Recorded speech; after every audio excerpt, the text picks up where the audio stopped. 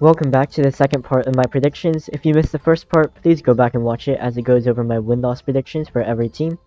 Much of what you'll see here are based on that first part, and still to come are my bowl projections, All-American predictions, Heisman prediction, and more. So be sure to subscribe so you don't miss the rest of my predictions in future parts. In this part, I will go over my top 25 rankings in this video. So first, here are my honorable mentions consisting of my predicted 9-win group of 5 teams and my predicted 8-win power 5 teams.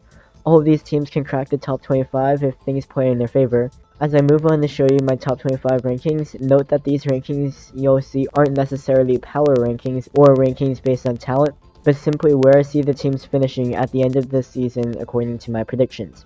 So at number 25 is NC State. The Wolfpack have won 16 of its last 17 home games, including upset wins over Clemson, in-state rival North Carolina, and even twice against Florida State in the past 3 years.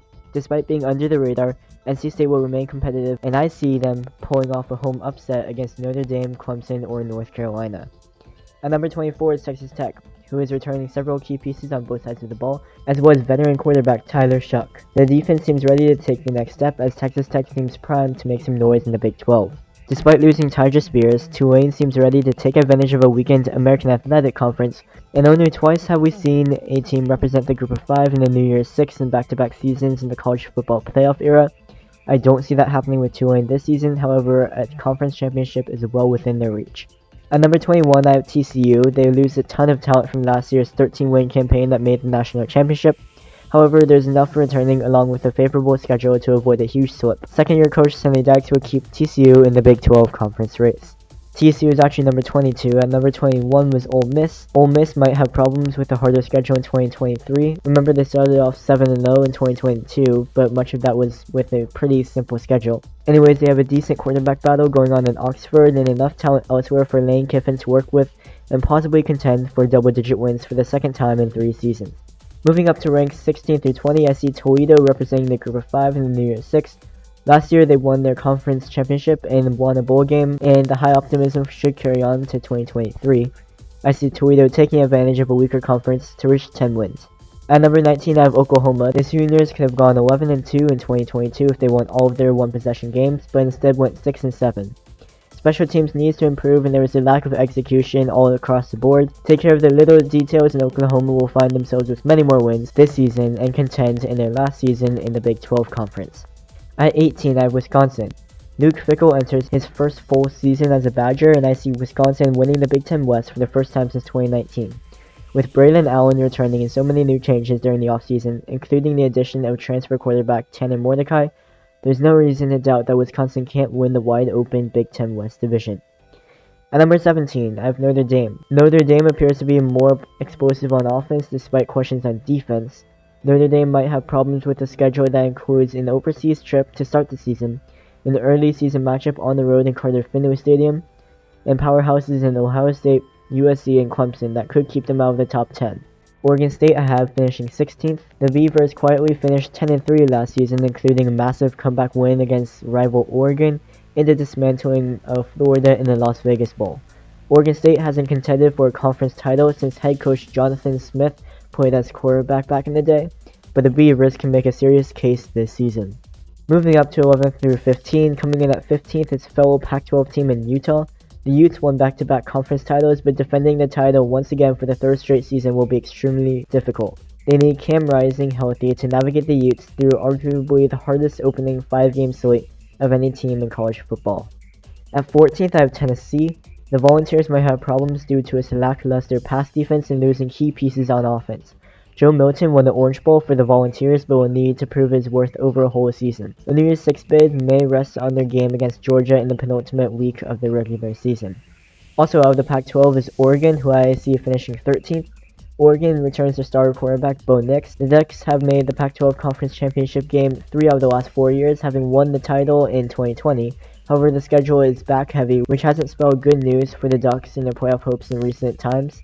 Losing their effective offensive coordinator in Kenny Dillingham to Arizona State might catch up to the Ducks come November.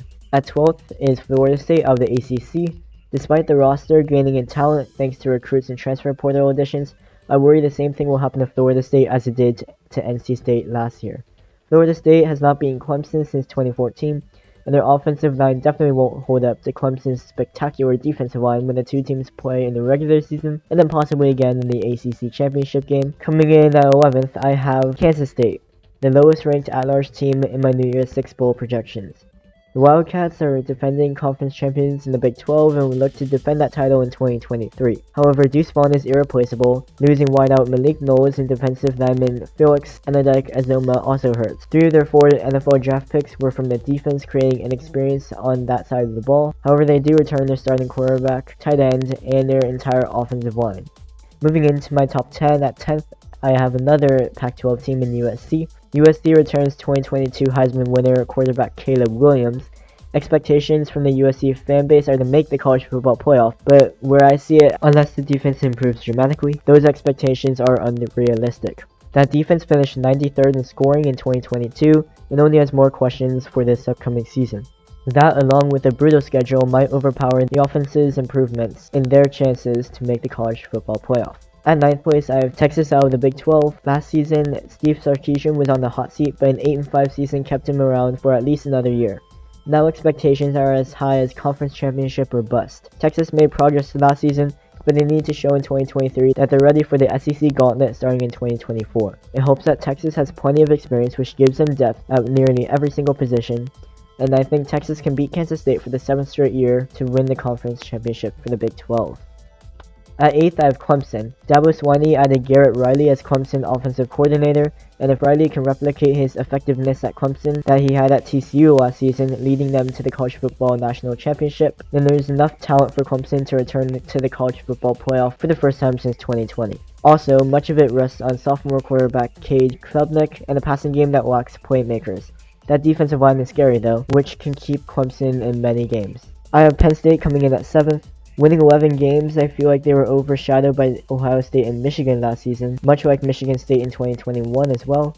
It doesn't help that Penn State is 3-9 against Ohio State and Michigan since 2017, something that needs to change if they want to return to the Big Ten Championship for the first time since 2016. That quarterback Drew Allard gained some experience in 2023, and Penn State could be a serious threat to make the conference championship game in 2024, since they do not have to play Michigan in 2 seasons when the Big Ten drops divisions. Coming in at 6th place, I have LSU. LSU shocked the college football world last season by upsetting Alabama and making the SEC championship game. There are too many offensive veterans to rule out the possibility of that happening again now, but the big problem is that the Alabama game is on the road this time around. Also, LSU has to start the season away from home against Florida State. That's not an easy task, and the defense might be worrisome with only 4 returning starters in an SEC schedule. Moving into my top 5, at number 5, and the first team out of the college football playoff, I have Ohio State. Last year they were bailed out thanks to an upset in the Pac-12 championship game and made the college football playoff, despite a loss to Michigan during the final week of the season. Despite a roster that's one of the most talented in all of college football, their season essentially hinges on the Michigan game that is on the road this season. With the loss in that game, I don't see Ohio State getting bailed out this time around. It's been 2 seasons and counting since Ohio State won the Big Ten.